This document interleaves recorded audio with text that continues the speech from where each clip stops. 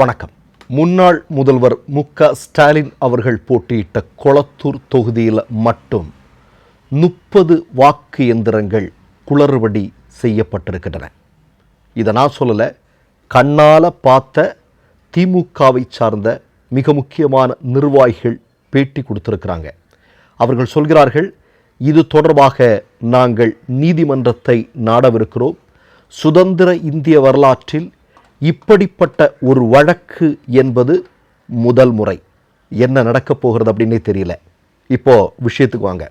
உங்களுக்கு எல்லாருக்கும் நல்லா தெரியும், கொளத்தூர் தொகுதியில் கடந்த 7 நாட்களாக அங்கு கடந்த சட்டமன்ற தேர்தலில் பயன்படுத்தப்பட்ட வாக்கு எந்திரங்கள் 14 எந்திரங்கள் அது சரியாக வேலை செய்யுதா வேலை செய்யலையா அப்படிங்கிறத அங்கு போட்டியிட்ட வேட்பாளர்களுடைய முன்னிலையில் இல்லைன்னா அவர்களுடைய கட்சியை சார்ந்தவர்களுடைய முன்னணியில் நடந்திருக்கு. அதில் தான் இன்றைக்கு அதிர்ச்சிகரமான பல தகவல்கள் வெளிவந்திருக்கின்றன. குறிப்பாக நீங்கள் பார்த்தீங்க அப்படின்னா, முன்னாள் முதல்வர் மு.க. ஸ்டாலின் அவர்கள் போட்டியிட்ட தொகுதியில் 208வது வாக்குச்சாவடியில் நடந்திருக்கக்கூடிய செய்தி தான் பேரதிர்ச்சியை உருவாக்கியிருக்கிறது. அங்கே மொத்தம் முன்னாள் முதல்வர் மு.க. ஸ்டாலின் உட்பட 36 பேர் போட்டியிட்டிருக்கிறார்கள். இந்த இடத்துல தான் நீங்கள் ஒன்று பார்க்கணும். இந்தியாவில் அங்கீகரிக்கப்பட்ட அரசியல் கட்சி என்பது திராவிட முன்னேற்றக் கழகம். அதனுடைய தலைவராக இருக்கக்கூடிய மு.க. ஸ்டாலின் இப்போ பேலட் யூனிட்டில் இது முதல் இடத்துல வரும். நீங்கள் வாக்கு செலுத்தக்கூடிய இடத்துல பார்த்தீங்கன்னா முதல் இடத்துல உதயசூரியன் வரும். அதில் நீங்கள் ஓட்டு போட்டவங்களுக்கு இது நல்லா தெரிஞ்சிருக்கும்னு நினைக்கிறேன். இப்போ நீங்கள் இந்த இடத்துல ஒரு நுட்பமான ஒரு விஷயத்தை பார்க்க வேண்டியிருக்கிறது. மொத்தம் 3 யூனிட் இருக்கும் இல்லையா? ஒன்று உங்களுக்கு எல்லாருக்கும் தெரியும், பேலட் யூனிட். பேலட் யூனிட்னா என்ன? வாக்கு பதிவு செய்யக்கூடிய கருவி. நம்முடைய வாக்கை நாம் பொத்தான் மூலம் அழுத்தி பதிவு செய்யக்கூடிய கருவிதான் வாக்குப்பதிவு கருவி. இது மறைவாக ஒவ்வொருத்தரும் அவருடைய விருப்பப்பட்ட கட்சிக்கு வாக்களிப்பதற்கு மறைவாக வைத்திருப்பார்கள். இது ஒன்று. ரெண்டாவது என்ன? Control unit. இது யாருடைய கட்டுப்பாட்டில் இருக்கும்? வாக்குப்பதிவு நடக்கக்கூடிய இடத்துல அங்கே எந்த அதிகாரி வேலை செய்கிறாரோ அவருடைய கட்டுப்பாட்டில் இருக்கும். இதை கட்டுப்பாட்டு கருவி என்று சொல்வார்கள். இது வாக்குப்பதிவு அதிகாரியினுடைய கட்டுப்பாட்டில் இருக்கும். அடுத்ததாக உங்களுக்கு தெரியும் விவிபேட் இல்லையா? விவிபேட் என்ன? விவிபேட் அப்படிங்கிறது, நான் ஒரு நபருக்கு இப்போ நான் உதயசூரியனுக்கு வாக்களித்தேன் என்று வைத்துக் கொள்ளுங்கள். அது உதயசூரியனுக்குத்தான் விழுந்தது என்பதை ஒரு ஸ்லிப்பின் மூலம் உறுதி செய்யக்கூடிய ஒரு கருவி தான் விவிபேட். இப்போ இந்த மூன்றையுமே இந்த 208வது வார்டில் பயன்படுத்தப்பட்ட வாக்கு இயந்திரத்தை சோதனை செய்தபோது அதை ரெகக்னைஸ் பண்ணலை, அதை அங்கீகரிக்கலை.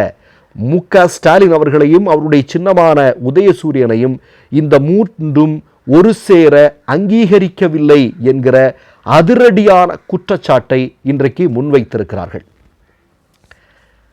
நீங்கள் நல்லா யோசிக்கணும். இன்றைக்கு இந்தியா முழுவதும் வெடித்து கொண்டிருக்கக்கூடிய ஒரு மிக முக்கியமான பிரச்சனை வாக்கு எந்திரங்களில் மிகப்பெரிய மோசடி.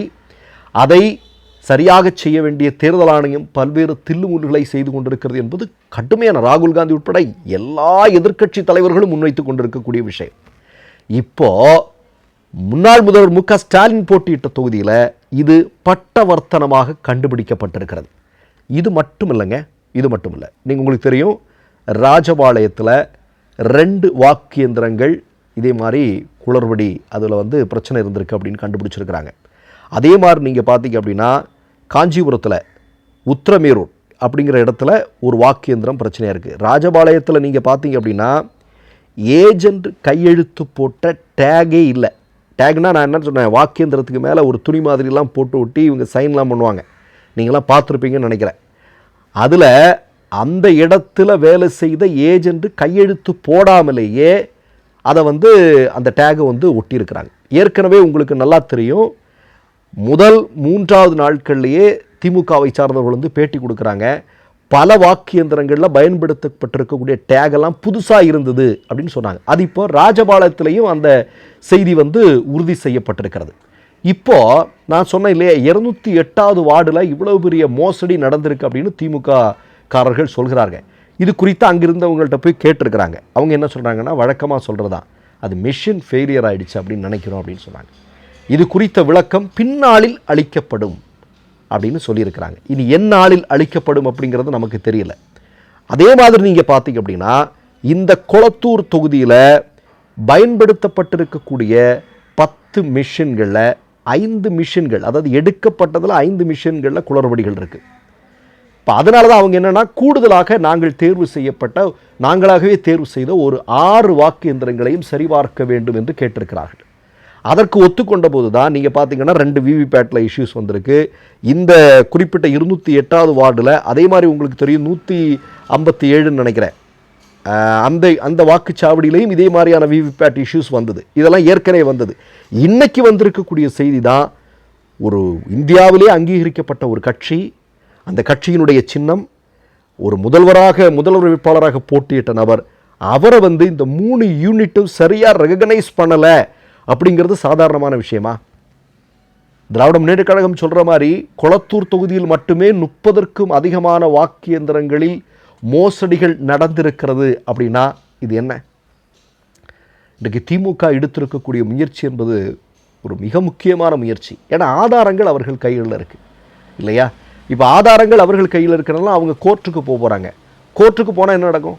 இப்போது கொளத்தூர் தொகுதியில் வெற்றி பெற்றவருடைய வெற்றி செல்லாது என்று கோர்ட்டு சொல்லும். அதானே சரியாக இருக்க முடியும், அதானே சட்டம்.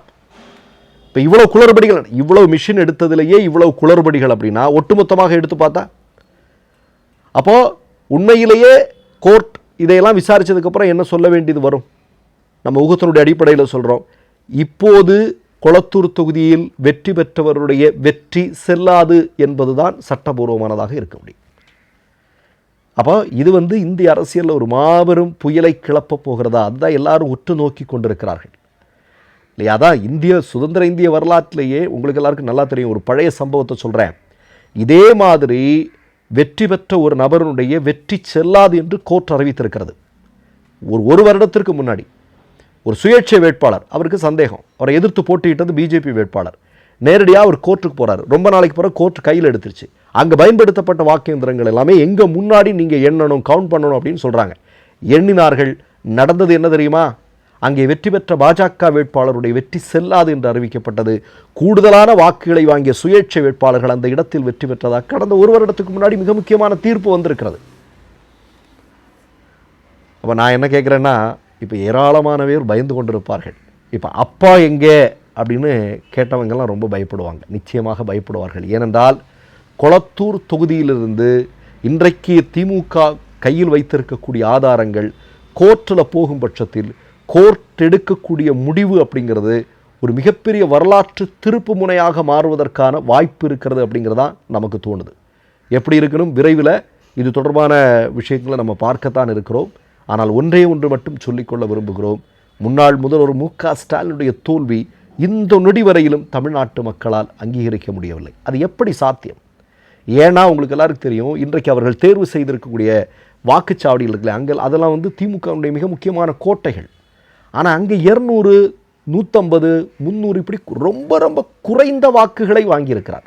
அது எந்த விதத்திலையும் சாத்தியமில்லாத ஒரு விஷயம். அப்படிங்கிறதுனால தான் அந்த தொகுதிகளை அவர்கள் தேர்வு செய்து அந்த தொகுதியில் பயன்படுத்தப்பட்ட வாக்கு இயந்திரங்களை இன்றைக்கி என்னென்னு கேட்டிருக்காங்க.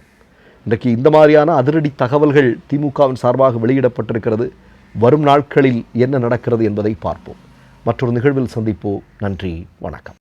3 யூடியூப் சேனல்கள் வியாபாரத்திற்கு இருக்கிறது. தேவைப்படுபவர்கள் இந்த எண்ணுக்கு தொடர்பு கொள்ளுங்கள். மை நேம் இஸ் ரெட் சேனலை சப்ஸ்கிரைப் பண்ணிக்கோங்க. அதுக்கப்புறமா பக்கத்தில் இருக்கிற ஜாயின் பட்டனை கிளிக் பண்ணீங்கன்னா ஒரு நியூ பேஜ் ஒன்று ஓப்பன் ஆகும். அதுலேயும் ஜாயின் பட்டனே கிளிக் பண்ணிக்கோங்க. அதில் பார்த்தீங்கன்னா credit R debit card options இருக்கு. இதில் உங்களுக்கு விசா, மாஸ்டர் கார்டு, ரிப்பே அப்படின்னு 3 ஆப்ஷன்ஸ் கொடுத்துருக்காங்க. அதில் நீங்கள் எந்த கார்டு சூஸ் பண்ணுறீங்களோ அந்த கார்டோட நம்பர் என்டர் பண்ணிக்கோங்க. அப்புறமா கார்டோட வேலிடிட்டி மந்த் அண்ட் இயரை டைப் பண்ணிக்கோங்க. அடுத்தபடியா உங்க கார்டோட பின்னால சிவிசி கோடுன்னு சொல்லிட்டு 3 நம்பர்ஸ் கொடுத்துருப்பாங்க. அந்த நம்பர் இதில் என்டர் பண்ணிக்கோங்க. அப்புறமா அட்ரஸ் அண்ட் இன்ஃபர்மேஷன் என்டர் பண்ணிட்டு பைங்கிற பட்டனை கிளிக் பண்ணிக்கோங்க. ஒருவேளை உங்க கார்டு நம்பர் இன்வாலிட்னு காமிச்சிச்சுன்னா உங்க கார்டுல இன்டர்நேஷனல் யூசேஜை எனேபிள் பண்ணுங்க.